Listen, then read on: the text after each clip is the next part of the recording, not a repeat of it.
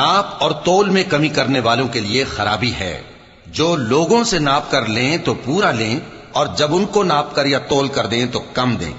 کیا یہ لوگ یہ نہیں خیال کرتے کہ اٹھائے بھی جائیں گے؟ یعنی ایک بڑے سخت دن میں، جس دن تمام لوگ رب العالمین کے سامنے کھڑے ہوں گے۔ سن رکھو کہ بدکاروں کے اعمال نامے سجین میں ہوں گے، اور تم کیا جانتے ہو کہ سجین کیا چیز ہے؟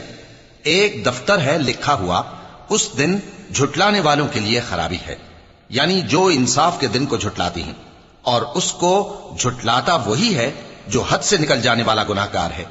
جب اس کو ہماری آیتیں سنائی جاتی ہیں تو کہتا ہے یہ تو پہلے لوگوں کے افسانے ہیں۔ ہرگز نہیں، بات یہ ہے کہ یہ جو اعمال بد کرتے ہیں ان کا ان کے دلوں پر زنگ بیٹھ گیا ہے۔